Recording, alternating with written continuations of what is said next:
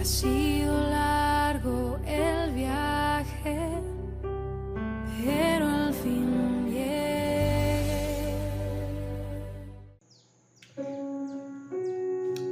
Buenos días, Dios les bendiga. Hoy ya es domingo 21 de julio del 2024. A las 6:09 de la mañana. Al término de estos 40 días de recibir revelación divina por, desde, a través, con la parábola del sembrador, y una vez analizadas las determinantes que llevaron a la nación israelí al fracaso total en su relación con Dios y la influencia que nuestro Padre Celestial anhelaba que ellos tuvieran sobre todas las naciones de la tierra, pasamos a analizar las determinantes que han sido un fracaso para la iglesia en los 40 días anteriores. Analizamos todo lo que fue el pueblo de Israel y sus fracasos. Ahorita vamos a analizar los fracasos de la iglesia de nuestro Señor Jesucristo desde su fundación. Para ello recurrimos al libro de Apocalipsis y comenzamos a realizar un análisis de los juicios que nuestro Señor Jesucristo decreta sobre cada una de las 7 iglesias de Apocalipsis capítulo 2, todas ellas ubicadas en Asia y todas ellas ubicadas en Turquía. Y al realizar este análisis, el contexto nos conduce al origen de la iglesia madre en Jerusalén, año 33 de nuestra era. Este safari bíblico tiene por objeto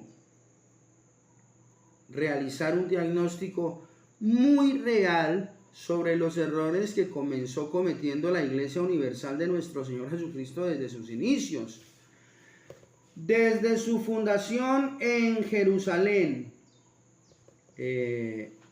y cuyos errores se reprodujeron y se hicieron virales en las iglesias de Apocalipsis posteriormente, y esos errores han impactado la Iglesia Universal de nuestro Señor Jesucristo generación tras generación hasta nuestros días.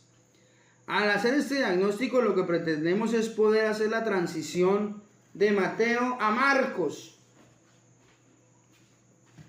con la parábola del sembrador en las cantidades que allí se mencionan, ya que los porcentajes en Mateo, quien le escribió a los judíos, van en descenso en esta buena tierra llamada Israel, que brindó una cosecha de muy buena calidad y de muy buena cantidad en sus frutos desde el inicio con Abraham, el padre de la fe, pero que con el paso de las generaciones fue disminuyendo del 100 al 60 y al 30, nos narra la Biblia. La revelación divina que hemos recibido de nuestro Padre Celestial nos muestra que llegaron al 0 en tiempo de Zacarías, hijo de Berequías, quien fue asesinado entre la puerta del templo y el altar por los sacerdotes y el pueblo de Israel. Finalmente, en tiempos de nuestro Señor Jesucristo, Él mismo, desde una colina llamada el Monte de los Olivos, mirando sobre Jerusalén, declara: Jerusalén, Jerusalén, Jerusalén, tú que matas a tus profetas y apedreas a los que te son enviados, cuántas veces quiso juntarlos a todos ustedes en mi presencia. Como la gallina tiene los polluelos debajo de sus alas, mas no quisiste. Desde ahora será juzgada la sangre que fue derramada en esta tierra, desde la sangre de Abel el justo hasta la sangre de Zacarías, hijo de Berequías, quien fue asesinado entre la puerta del templo y el altar. A partir de este momento, esta casa es dejada desierta. Unos años después, en el año 70 de nuestra era, el templo fue destruido.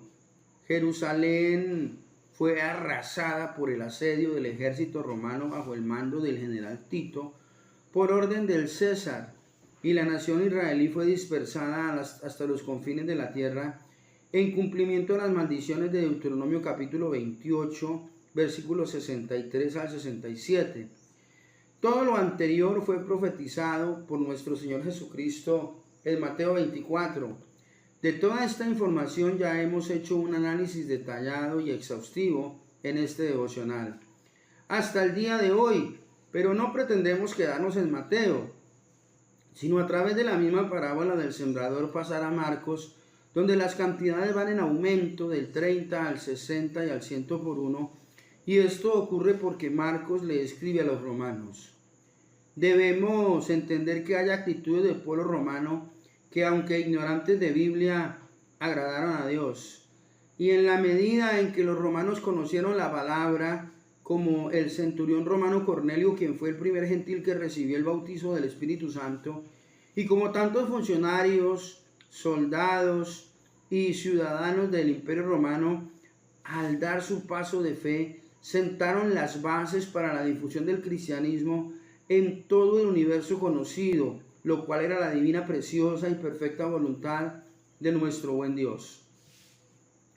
Concluimos acá que aunque Dios había elegido inicialmente a la nación israelí para que transmitiera el estilo de vida que Dios anhelaba sobre todos los seres humanos, basándose en la santidad, perfección, sabiduría y divinidad de sus mandamientos, estatutos y decretos, al fracasar el pueblo de Israel en este propósito, ahora el Señor elige un imperio, el romano, como vehículo e instrumento para la difusión del cristianismo. Los israelíes, los judíos, los hebreos, con sus actitudes y comportamientos que se fueron degradando desde Abraham hasta el momento en que son dominados por el Imperio Romano, fueron desagradables ante los ojos de Dios hasta que fueron desechados por completo. Pero llegamos a la conclusión de que las actitudes y comportamientos de los miembros del Imperio Romano agradaron al Señor por su disciplina, persistencia, deseo de aprender y su disposición total y absoluta a obedecer órdenes, estatutos, mandamientos y decretos de los hombres en cabeza de su emperador, el César. Ningún ejército de la antigüedad se caracterizó tanto por su disciplina y determinación como el ejército romano. Con trabajo y dedicación lograron los romanos conformar soldado a soldado, centuria a centuria y legión a legión. Así se llamaban los batallones de entonces, un imperio portentoso que dominó en el universo conocido de esa generación, sobre todo en Europa, una parte occidental de Asia y la frontera norte de África que alindera con el mar Mediterráneo. ¿Se imagina usted? Ellos dominaron sobre 3 de los 5 continentes que era el universo conocido de aquel entonces. Este ejército no solo tenía que en el campo de batalla enfrentar a sus adversarios cuando eran atacados, sino que en tiempos de paz fueron los constructores de caminos, enormes edificaciones como el Coliseo de Roma, represas, acueductos y sistemas de riego. Todos los avances que la humanidad pudo obtener en su tiempo fue gracias a la intervención de este ejército que con su espíritu de fidelidad, compromiso y disposición total y absoluta frente a las órdenes recibidas, al ejecutarlas, sembraron calidad de vida, generaron riqueza y combatieron la degradación humana de acuerdo a sus estándares hasta los confines de la tierra.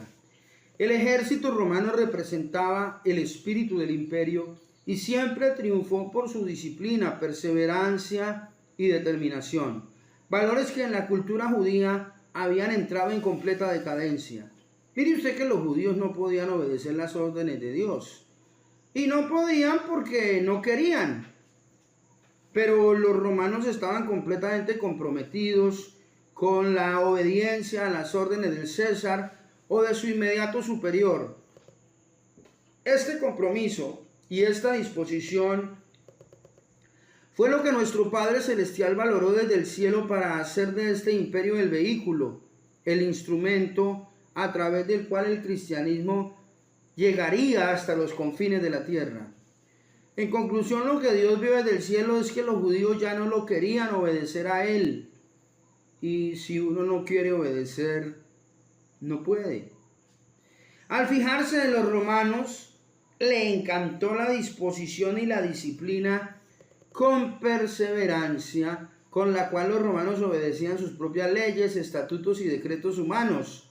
De hecho, los romanos fundaron el derecho como una disciplina para administrar justicia a través de un juicio o una serie de juicios, entendido acá como un debido proceso que agota unas etapas, recopilando pruebas, escuchando testimonios de testigos, para realizar los razonamientos de rigor, con el único propósito de descubrir la verdad objetiva detrás de un suceso, y de esta forma,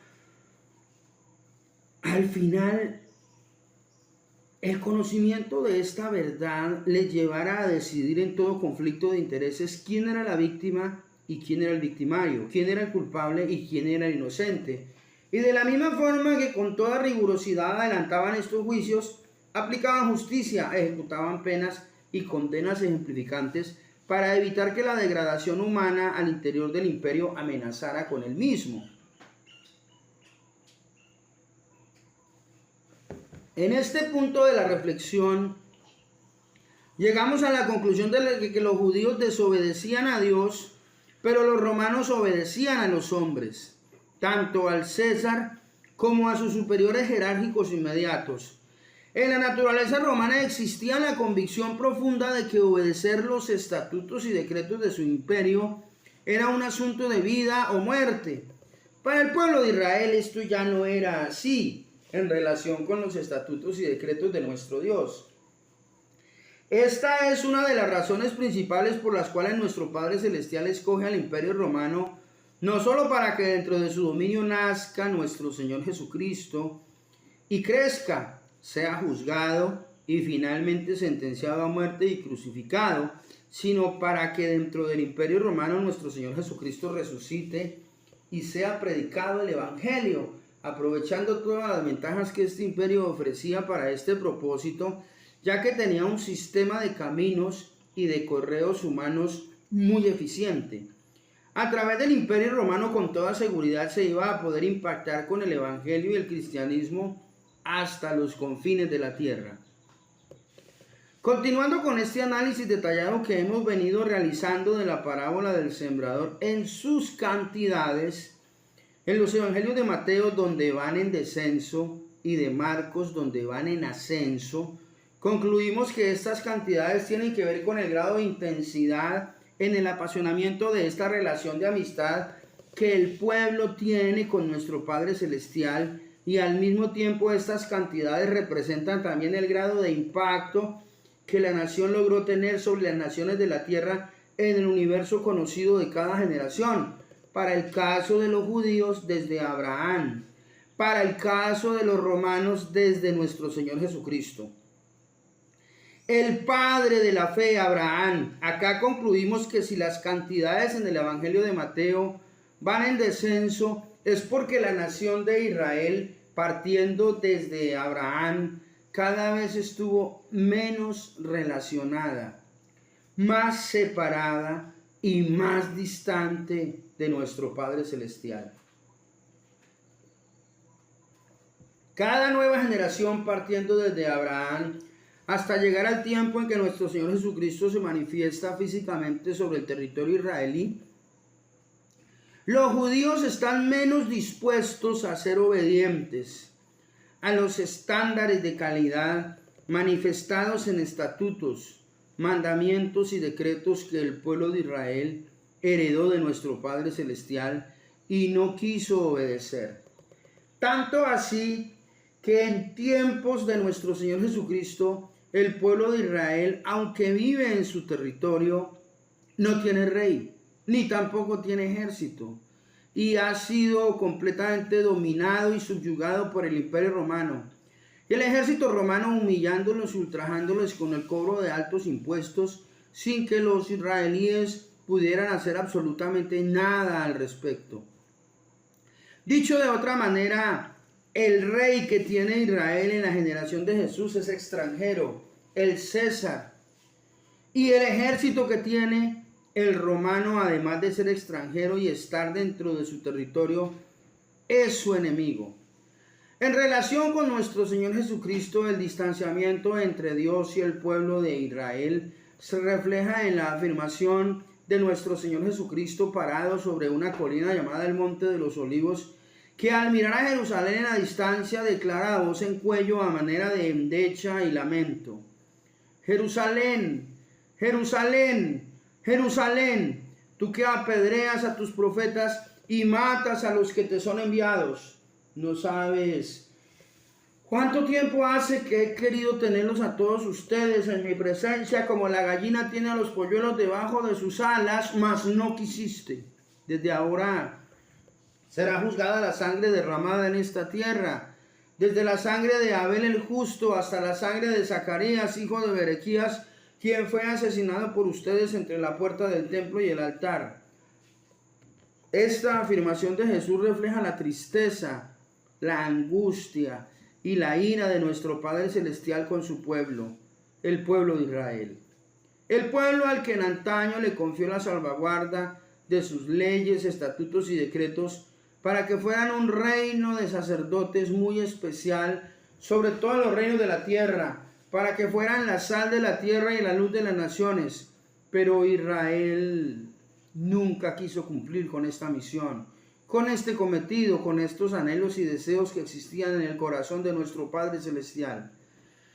Por el contrario, lo que nos muestra la Biblia a lo largo de todas sus páginas es que cada nueva generación de israelitas quiso parecerse más a las naciones extrañas, a las naciones paganas, a las naciones que practicaban adivinación, idolatría, astrología, magia, agorería, hechicería, brujería, ocultismo y satanismo. En medio de este asunto de saber que ellos tenían el respaldo del Dios omnipotente, pero al mismo tiempo querer parecerse al mundo, Israel se quedó en la práctica de una religión sin sentido, sin significado y sin propósito. Es por ello que el profeta Isaías declaró magistralmente lo que nuestro Padre Celestial veía en su nación. Este pueblo de labios me honra, pero su corazón está lejos de mí. En definitiva, las cantidades en Mateo caen hasta el cero y nuestro Padre Celestial toma la decisión de apoyarse en el Imperio Romano para cumplir con este cometido y con este propósito que el pueblo de Israel nunca cumplió. Las cantidades porcentuales en el Evangelio de Marcos, quien le escribe su Evangelio a los romanos, van en aumento del 30 al 60 y al 100 por uno, porque los romanos comienzan convirtiéndose uno a uno al cristianismo, como en el caso del centurión romano que le declara a nuestro Señor Jesucristo: Señor, mi criado está postrado en casa, paralítico, gravemente atormentado. Y Jesús le dijo: yo iré y le sanaré. Respondiéndole el centurión romano le dijo: no soy digno que entres bajo mi techo, solamente di la palabra y mi criado sanará, porque yo soy un hombre bajo autoridad y tengo bajo mis órdenes soldados, y digo a este ve y va, y al otro ven y viene, y a mi siervo haz esto y lo hace. Y la Biblia declara que Jesús maravillado le dijo a los que le seguían: de cierto os digo que ni aún en Israel he hallado tanta fe. A partir de esta premisa, las verdades del Evangelio y las intenciones en el corazón de nuestro Rey se vuelven hacia el Imperio Romano para apoyarse en él como vehículo, como elemento difusor del cristianismo. Y aunque es un proceso que va creciendo muy lentamente al principio, va creciendo con toda seguridad, y a medida que va creciendo se agiganta, primero aritmética, luego geométrica y por último exponencialmente. Con la conversión de Constantino, el emperador romano que hizo del cristianismo la religión oficial de todo el Imperio Romano. Es por esto que las cantidades en Marcos van en aumento hasta llegar al 100. Marcos le escribió a los romanos, Mateo le escribió a los judíos. Esta ha sido la revelación divina que hemos recibido en este devocional y sobre la cual hemos acotado reflexión tras reflexión para que a través de lo que esta revelación nos manifiesta, nuestras vidas sean impactadas y tomemos la decisión de dejar de copiar el modelo judío para comenzar a entrar en la dinámica romana. Esa debe ser nuestra decisión personal. Hoy el Señor nos está confrontando para que determinemos cómo estamos delante de su presencia, pero Él no acepta menos del 100. El 100 es nuestra meta y debe ser nuestra constante.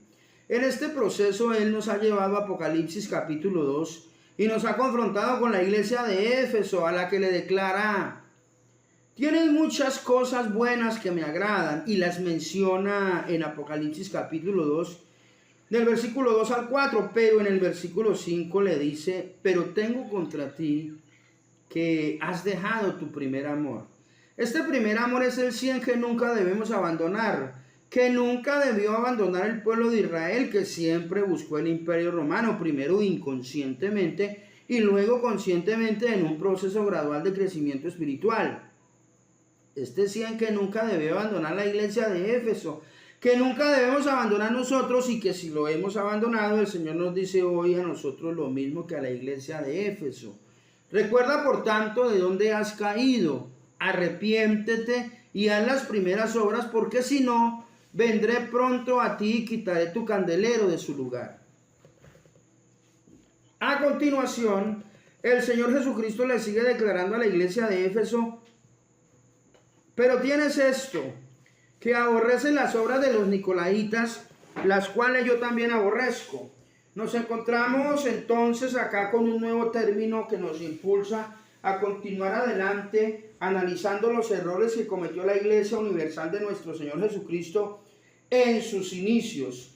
En el libro de Apocalipsis, estos errores nosotros debemos conocerlos e identificarlos para corregirlos de inmediato si están presentes en nuestras vidas. Habiendo analizado los errores que cometió el pueblo de Israel en el pasado, ahora Él nos está llevando a analizar los errores de la Iglesia Universal desde sus inicios, los cuales se han perpetuado hasta el presente y sobre los cuales Él espera que cada uno de nosotros realicemos las correcciones de rigor en nuestras vidas desde hoy y hacia el futuro. El primero de ellos es abandonar el primer amor.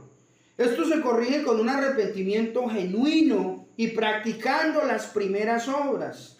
Nos encontramos ahora con la palabra nicolaitas. A la iglesia de Éfeso en Apocalipsis 2:6 el Señor le declara: pero tienes esto, que aborrece las obras de los nicolaitas, las cuales yo también aborrezco. Y en Apocalipsis 2:15 el Señor le declara a la iglesia de Pérgamo: pero tienes allí a los que retienen las obras de los nicolaitas, las cuales yo aborrezco.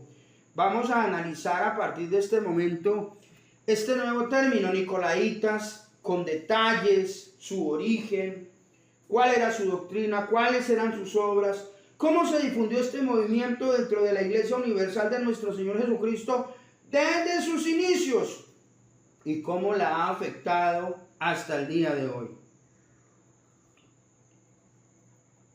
En este punto de la reflexión debemos prestarle atención al hecho particular de que Jesús declara que aborrece tanto la doctrina como las obras de los nicolaitas y hace énfasis en que hay una iglesia, la de Éfeso, que al igual que él, ella también aborrece tanto la doctrina como sus obras. Pero hay otra iglesia, la de Pérgamo, que tolera en su interior tanto la doctrina como las obras de los nicolaitas.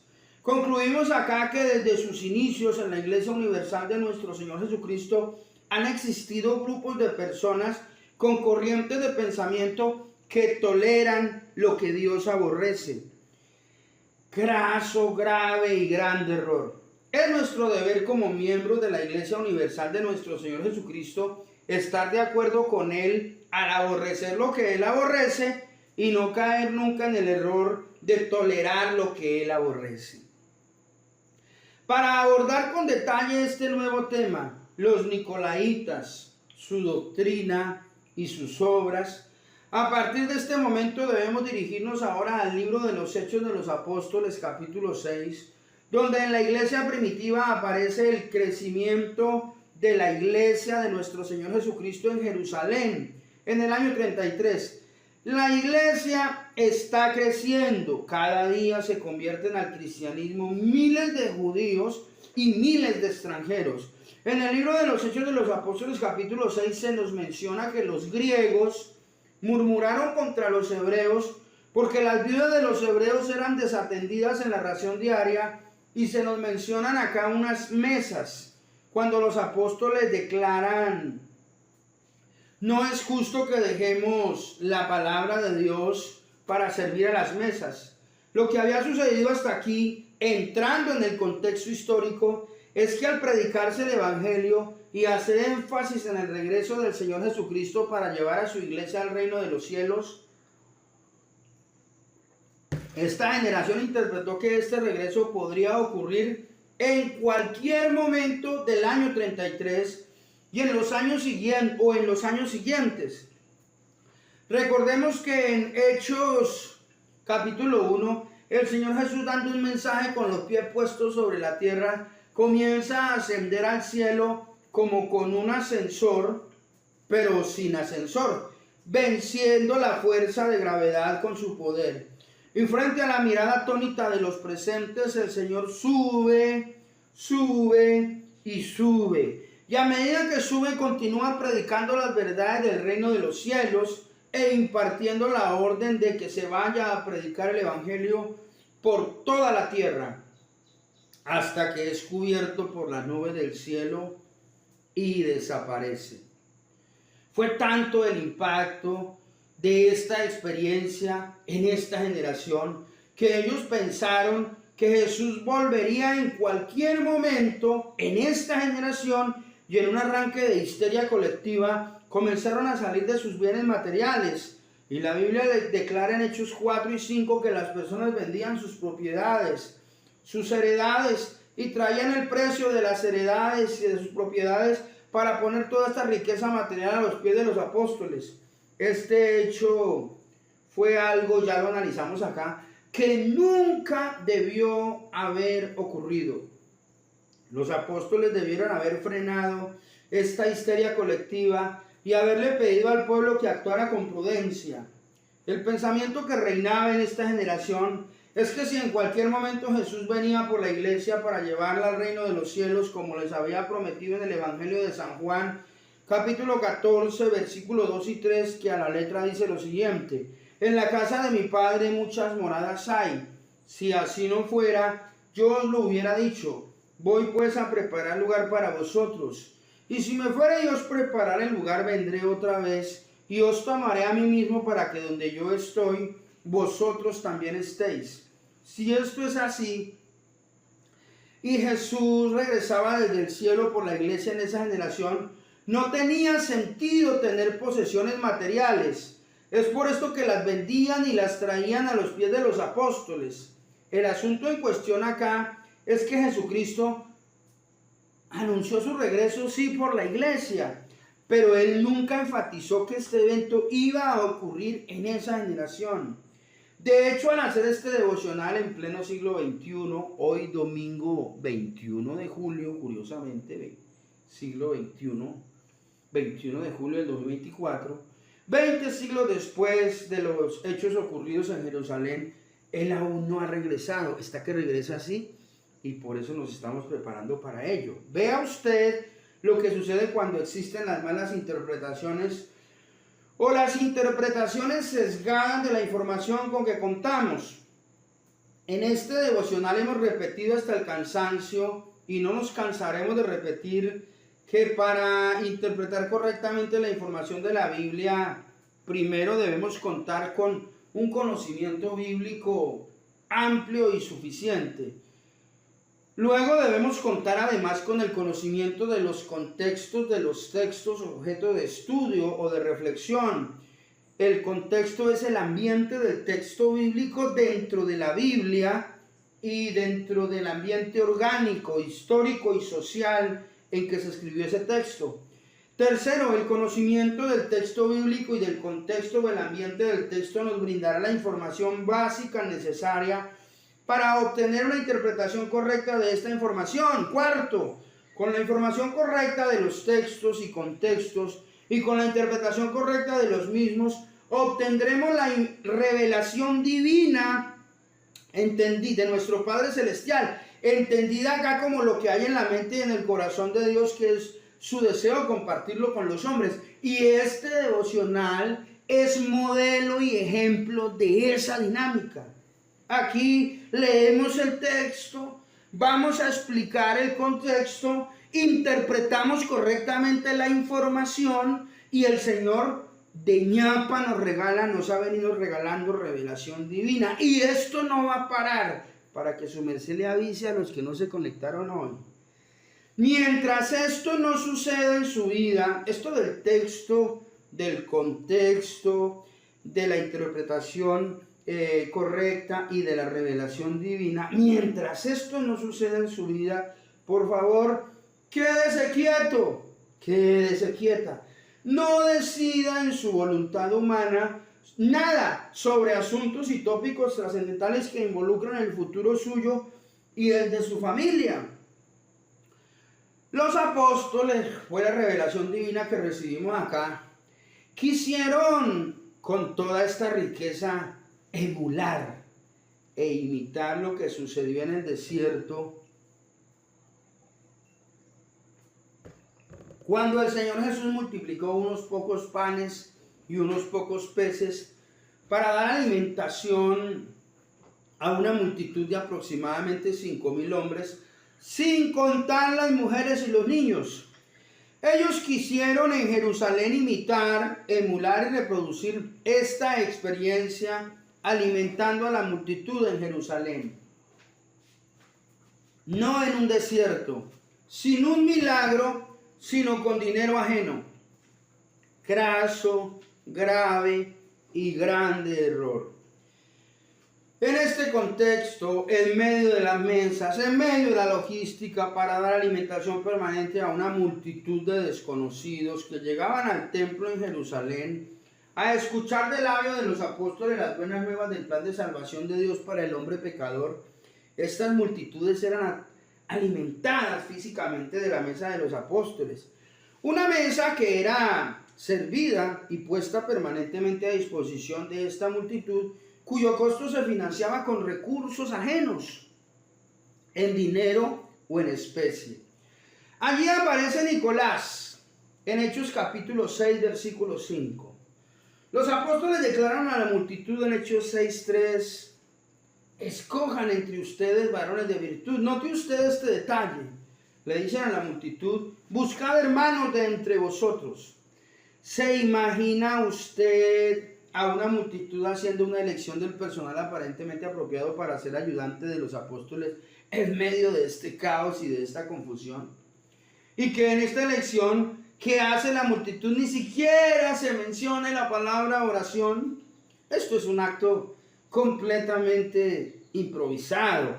Es un acto completamente irresponsable por parte de los apóstoles de poner a elegir a una multitud cuando era a ellos a quien el Señor Jesucristo les había delegado su autoridad sobre la iglesia.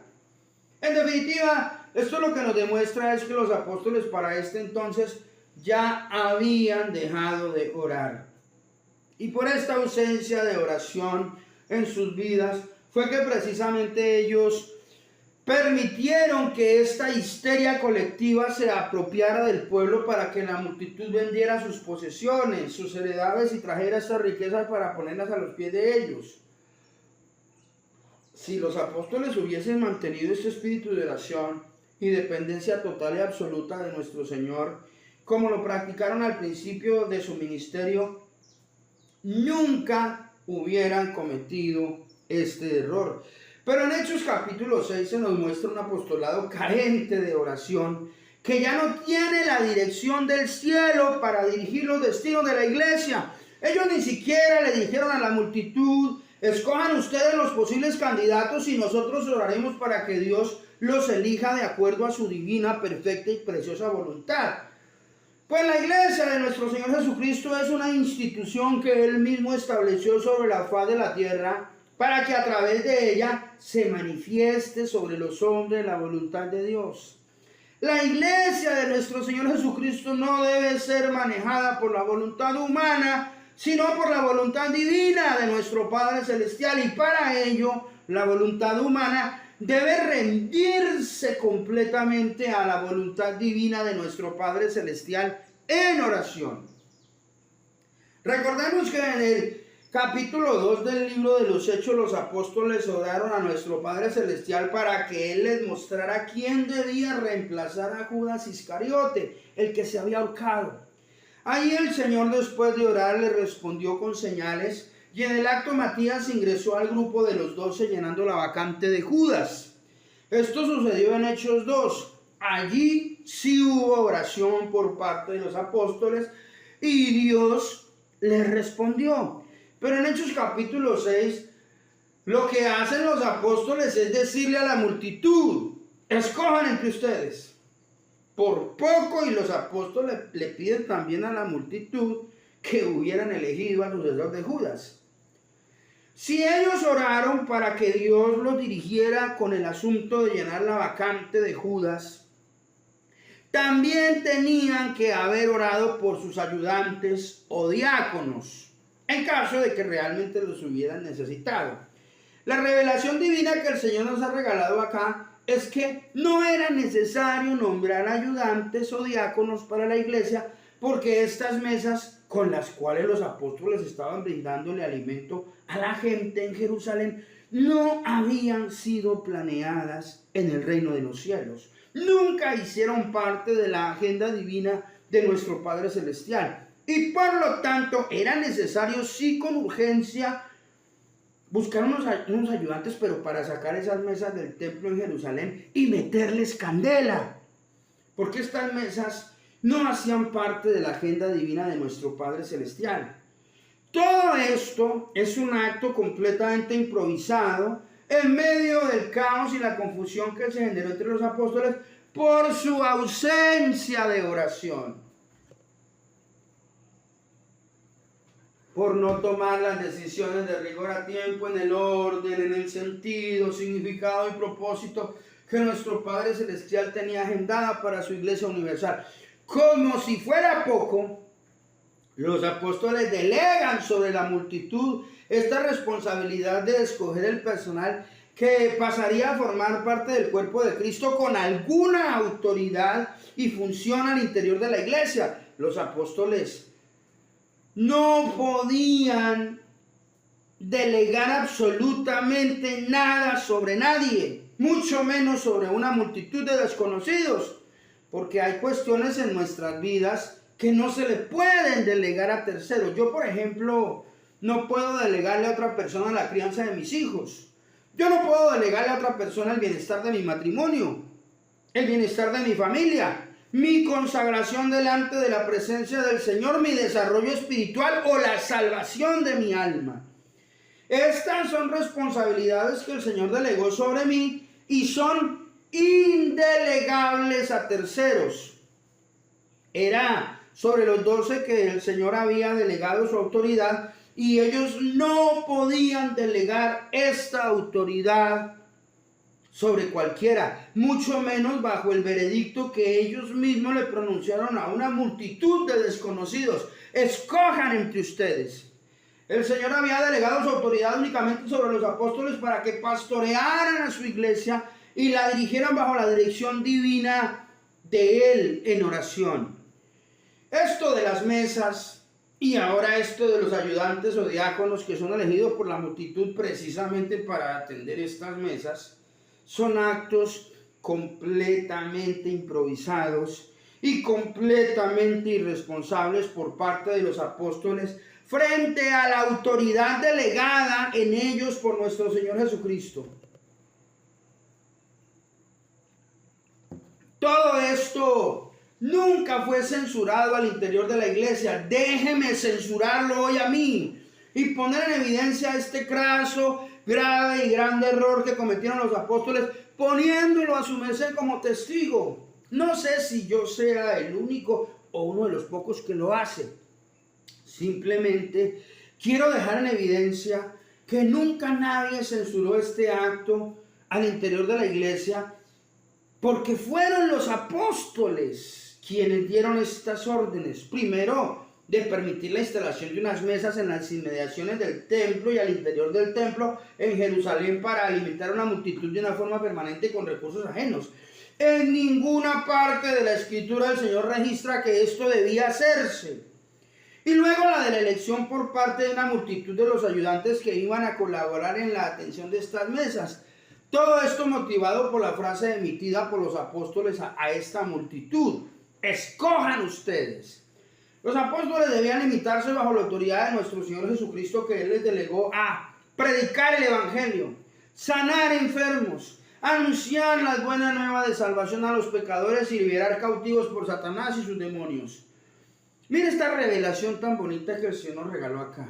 El ministerio de los apóstoles consistía en establecer el reino de los cielos en esta tierra.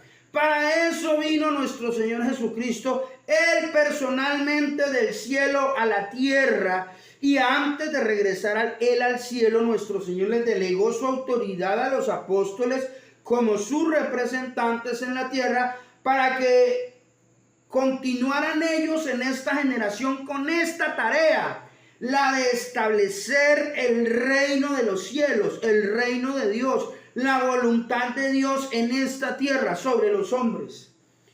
En las generaciones posteriores, en los planes y propósitos divinos de nuestro Padre Celestial, esta tarea la llevaría a cabo la iglesia, pero ellos, los apóstoles, tendrían que formarla y entrenarla para este propósito.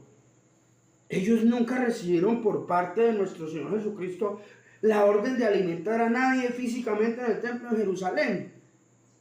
Notará usted que en este momento estas mesas son el punto de quiebre entre lo que los apóstoles estaban haciendo y lo que deberían estar haciendo. Lo que deberían estar haciendo en la perfecta voluntad del Señor era predicar el Evangelio, enseñar el plan de salvación, instruir el espíritu y el alma de las personas agobiadas por su ignorancia y su pecado, con este plus de orar por los enfermos para que fueran sanados y de liberar a los endemoniados y a los cautivos por los espíritus inmundos. Eso era lo que deberían estar haciendo. Pero realmente lo que los apóstoles estaban haciendo era atendiendo unas mesas.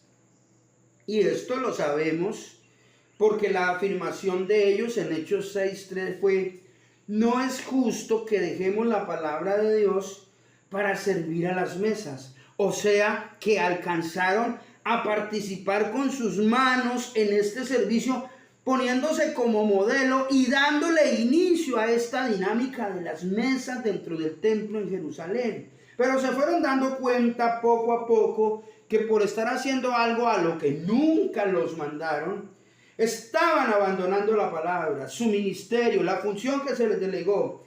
En este punto de la reflexión llegamos a la conclusión de que por alguna curiosa razón nunca renunciaron a las mesas. Ahora agravan el problema, pidiendo ayudantes para que estas mesas sean atendidas. Y aquí nos damos cuenta cómo cuando el ser humano no ora y toma decisiones en su vida sin ser dirigido por la voluntad de Dios, porque no ora, termina realizando actividades completamente apartadas de la voluntad de Dios, como en este caso atender unas mesas con sus comensales, y que todo esto les va desgastando, le va importunando de una manera tan incisiva y sistemática que al final la persona termina completamente apartada de la divina, preciosa y perfecta voluntad de nuestro Padre Celestial para su vida, su hogar, su familia y la iglesia. En este punto de la reflexión recibimos una nueva revelación de nuestro Señor Jesucristo. Estas mesas son el elemento físico imprescindible que el diablo necesitaba para minar la iglesia universal de nuestro Señor Jesucristo desde su fundación. Satanás, que nunca descansa, estaba buscando la ocasión para invadir la iglesia de alguna manera y adelantar su plan desestabilizador acá en la tierra, al interior de la iglesia de nuestro Señor Jesucristo entre los hombres. Ese mismo plan desestabilizador que inició en el reino de los cielos con los ángeles.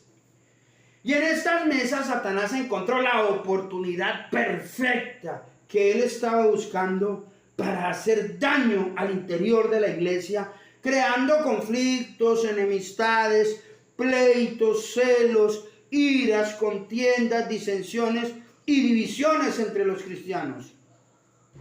Acá Satanás encontró entre estas mesas el espacio ideal para que se abusara de la buena fe de los creyentes antiguos y los nuevos convertidos, porque a través de ellas, con una mala interpretación de la Biblia y de las palabras de nuestro Señor Jesucristo, podría adelantar su plan de destrucción, primero dejándolos a esta generación en la ruina física, para después defraudarlos en el universo de sus convicciones.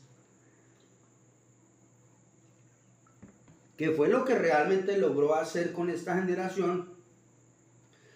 Porque hoy la iglesia cristiana no existe en Israel como nación.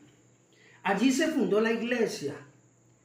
Allí fue donde el Señor hizo todos los milagros en esta comarca, en esta nación llamada Israel.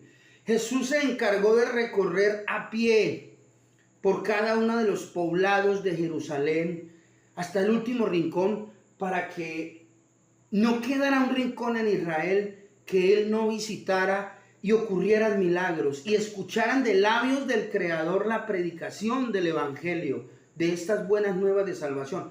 Pero hoy allá no hay ni un cristiano. Mire usted lo que el diablo logró realmente hacer en esta generación, porque hoy la iglesia cristiana no existe en Israel como nación. Ellos creen únicamente en el Antiguo Testamento. Hoy la iglesia cristiana no existe en Israel y es prohibido allí por las leyes de esta nación la predicación del Evangelio.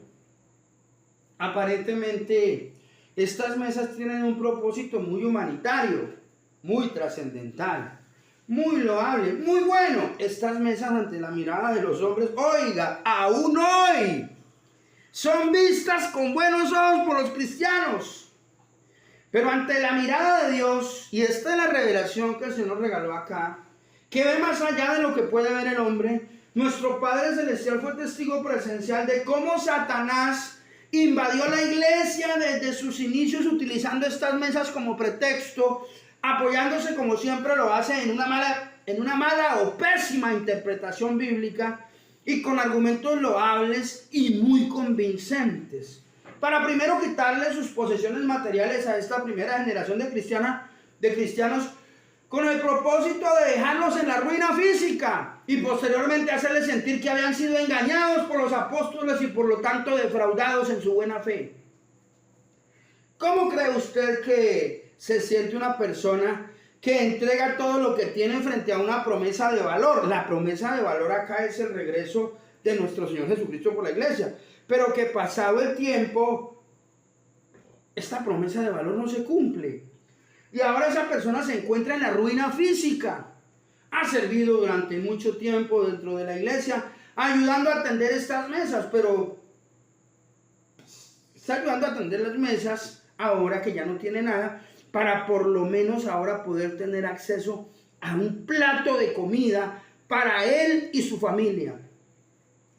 Continúa sirviendo y hospedando con paciencia porque la promesa de valor sigue vigente en el universo de sus convicciones. Recuerde que ellos pensaban que Jesús podría volver en cualquier momento en esa generación por la iglesia. Pero a medida que pasa el tiempo, el regreso de Jesús no se materializa y ahora se encuentra con su cruda realidad. Está dependiendo totalmente de la voluntad de terceros sobre su vida y la de su familia, porque se encuentra arruinado económicamente. Estas mesas fueron utilizadas por Satanás con el propósito de quebrar económicamente a esta generación y dejarlos en la ruina material absoluta, para a la postre quebrantarlos emocionalmente y finalmente destruir su fe. Créame que con el paso del tiempo, cada uno de los miembros de esta generación que le entregó el valor de sus heredades y de sus bienes materiales a los apóstoles, al final realizaron cada día de su vida con más intensidad un balance de lo que habían entregado: fincas, casas, hato de ganado, dinero, posesiones, etcétera, frente a lo que estaban realmente recibiendo. Simplemente un plato de comida para él y su familia. Seguramente ahora ya no siente gozo, se siente explotado, se siente oprimido, se siente completamente engañado. Ahora, además de estar arruinado económicamente, se siente defraudado en su fe. Este es el caldo de cultivo ideal para que aparezcan los malos entendidos, los resentimientos, los conflictos, las enemistades, los pleitos, los celos, las iras, las contiendas, las disensiones y divisiones entre esta generación de primeros cristianos. Satanás celebra, está de fiesta, porque está logrando desarrollar su agenda de trabajo completa al interior de la iglesia en esta primera generación de cristianos. El siguiente paso que pretende dar Satanás es en el desarrollo de su agenda maligna es este. Una vez haya logrado hacerlos sentir explotados físicamente y defraudados en su fe, levantará de estos primeros creyentes a los primeros enemigos de la iglesia que surgen del interior de la misma, para brindarle a los enemigos externos de la iglesia la justificación que necesitan para ridiculizarla, ponerla en entredicho y hacerle perder completamente su dignidad frente a la presencia de los hombres. Satanás, una vez más, al igual que en el reino de los cielos lo hizo con los ángeles de Dios, ahora también está logrando desestabilizar al grupo de creyentes de la iglesia de nuestro Señor Jesucristo en esta primera generación. En este contexto material, el de las mesas en el templo en Jerusalén, y en este contexto espiritual, la forma como Satanás y sus demonios estaban utilizando estas mesas para generar caos y confusión al interior de la iglesia, el gran problema que tuvo nuestro Padre Celestial es que no podía hacer absolutamente nada al respecto porque los apóstoles no estaban orando.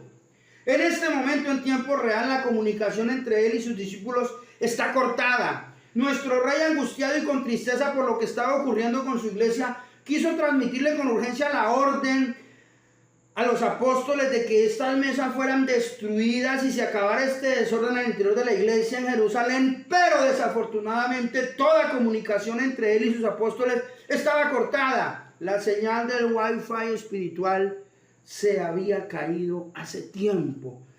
Ellos ya no estaban orando. El gran problema que tenemos como seres humanos cuando el enemigo está adelantando su obra es que si nosotros no oramos, Dios no tiene cómo interrumpirla ni destruirla, porque la Biblia nos muestra que en lo relacionado con todo lo que tiene que ver con nuestra vida personal, Dios se sujeta a nuestra voluntad, el diablo no. Esa es la gran diferencia entre nuestro Padre Celestial amoroso y respetuoso a la libertad, autonomía y soberanía con la cual nos creó, y Satanás, que es nuestro enemigo, el ladrón que nos importuna para hurtarnos, matarnos espiritual y o físicamente y destruirnos espiritual y o físicamente. Él no pide permiso para eso. Dios sí pide permiso para intervenir en nuestras vidas, y solo a través de nuestras oraciones estaríamos otorgándole este permiso o esta licencia que Él nos solicita a nosotros para intervenir en favor nuestro. Por alguna curiosa razón, el creador y sustentador de nuestras vidas nos ama y respeta tanto que si no oramos, Él no puede hacer absolutamente nada en nuestro favor. La ausencia de oración nuestra detiene el poder del Omnipotente. Eso fue lo que pasó en Jerusalén en el año 33 con la iglesia y con los apóstoles. Esa fue la interacción que hubo ahí entre Satanás y los hombres, y frente a la cual el Señor no pudo hacer absolutamente nada, porque ellos no estaban orando. Estas mesas de los apóstoles nos traen a la memoria otras mesas que en tiempos de Jesús existían también dentro del templo en Jerusalén y en sus inmediaciones. Esas mesas eran las mesas de los cambistas. Aquellas personas que ofrecían cualquier cantidad de productos, allí se compraba y se vendía absolutamente de todo, desde elementos como especias y harinas hasta animales como ovejas, novillas y palomas. En estas mesas los israelíes encontraban a la mano lo que necesitaban para llevar al templo con el propósito de ofrecer sus sacrificios de acuerdo a la ley de Moisés. Posteriormente, con el paso de los años, en estas mesas los israelíes también podían encontrar cualquier cosa para llevar a sus casas. Es decir, que algo que comenzó como una necesidad para satisfacer la dinámica del ceremonial judío al interior del templo, terminó convirtiéndose en un mercado de las pulgas o en un mercado persa. Quien necesitara un cordero para el sacrificio podía comprarlo allí, o incienso, o especias aromáticas. La presencia de las mesas de los cambistas en el templo y alrededor de él comenzó como un asunto completamente ligado con la vida religiosa de la nación israelí, la cual se llevaba a cabo en el templo en Jerusalén, y por lo tanto en las inmediaciones del templo. Quienes tenían este talento para comercializar algo encontraron el espacio ideal para desarrollarlo allí. Todo esto se constituyó, imagínese usted algo así hoy, como una plaza de mercado con el templo de Jerusalén en el centro de esta plaza de mercado. Y aquí también, desde luego, que había desorden. Pero le aseguro que en estas mesas, con todo su desorden, el de ellas y alrededor de ellas, el que había alrededor de ellas, había un poco más de orden que en las mesas de los apóstoles, donde se regalaba el alimento. Primero porque en las mesas de los cambistas nadie le regalaba nada a nadie. Y segundo porque en las mesas de los cambistas, por el hecho de que nada era regalado, por lógica entendemos que allí había una, entre comillas, buena administración de los recursos, tanto del que compraba como del que vendía. La Biblia nos narra en los 4 evangelios: Mateo capítulo 21, Marcos capítulo 11, Lucas capítulo 19 y Juan capítulo 2, que Jesús llega a Jerusalén y se dirige directamente al templo para purificarlo. De hecho, estos pasajes tienen como título en la Biblia la purificación del templo.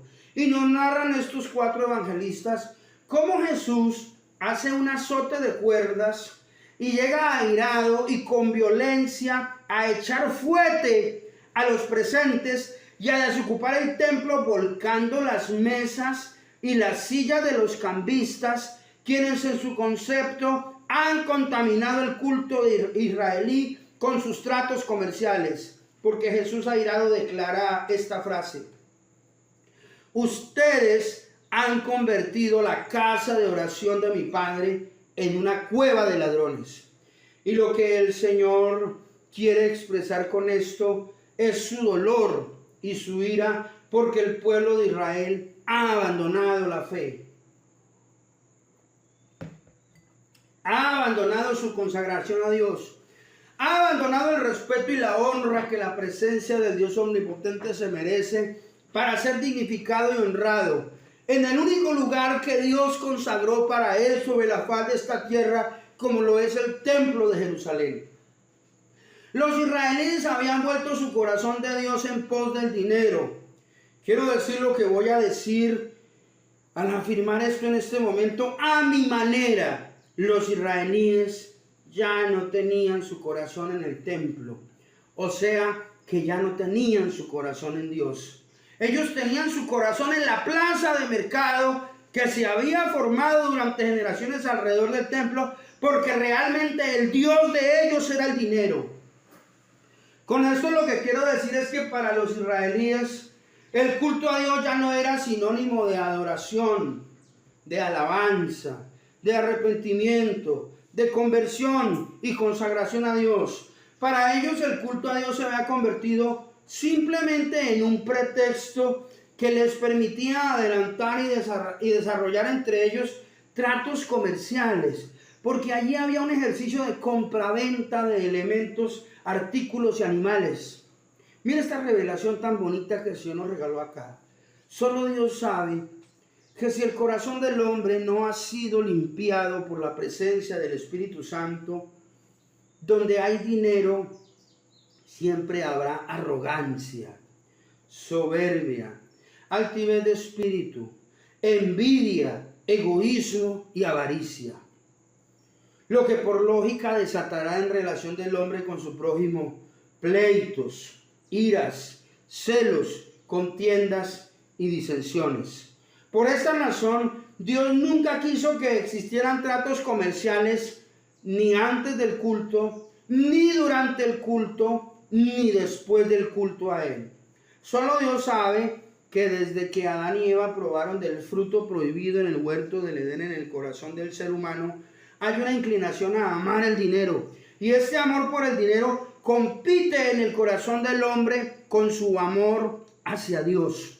Dios, quien quiere ser el dueño absoluto y total de nuestro corazón, Él quiere adueñarse de nuestro corazón para enseñarnos a manejar el dinero y administrarlo correctamente en sus planes y propósitos divinos, guiados por Él para su gloria y su honra y para nuestro beneficio. En definitiva, lo que ha sucedido en la generación de nuestro Señor Jesucristo es que la nación israelí completa ama el dinero y los tratos comerciales que les proporcionan dinero, incluyendo este ambiente alrededor del templo donde se compra y se vende de todo. Ellos allí ven una oportunidad fabulosa para ganar dinero, porque lo que realmente aman ellos es el dinero. Ellos ya no aman a Dios, y es por esto que van al templo, porque allí pueden ganar dinero, pero no van al templo a honrar a Dios, a encontrarse con su Creador, a afinar su vida delante de su presencia, ni a disponer su corazón para Él. Después de más de 25 años de estar leyendo y estudiando la Biblia, puedo asegurarle que si este pasaje de la Escritura se menciona en los 4 evangelios, realmente muy pocas cosas se mencionan en los 4 evangelios al mismo tiempo. Pero si este pasaje de la purificación del templo se menciona en los 4 evangelios, es porque es de vital importancia para nuestro Dios demostrarnos que Jesús estaba realmente airado con lo que estaba sucediendo, no solo en Jerusalén, sino sobre todo alrededor del templo y dentro del templo, al declarar: ustedes han convertido la casa de oración de mi Padre en cueva de ladrones. La revelación divina que el Señor me regaló acá es que las mesas de los apóstoles en Hechos 6 son muy parecidas a las mesas de los cambistas, a las mismas que el Señor volcó con sus sillas, a los que estamos haciendo mención en este momento, no solo porque estas mesas también tienen 4 patas y fueron construidas en madera, se parecen en eso también, las de los cambistas y las de los apóstoles. Las de los apóstoles tenían 4 patas y las de los cambistas también. Las de los apóstoles fueron construidas en madera y las de los cambistas también, pero no solo por eso, sino porque toda la dinámica material y espiritual que se estaba desarrollando allí ponen en juego los mismos elementos: el amor a Dios versus el amor al dinero. Y si no debían existir las mesas de los cambistas, donde había un poquito más de orden que en la mesa de los apóstoles, mucho menos deberían haber existido las mesas de los apóstoles. Mire la revelación que el Señor nos regaló acá. Solo el Señor sabe que estas mesas de los apóstoles se convirtieron, al igual que las mesas de los cambistas, en el instrumento utilizado por el diablo para convertir primero el templo y ahora la iglesia de Dios en cueva de ladrones. Señor, gracias por estos 40 días de revelación divina con la parábola del sembrador. Gracias por hablarnos al corazón.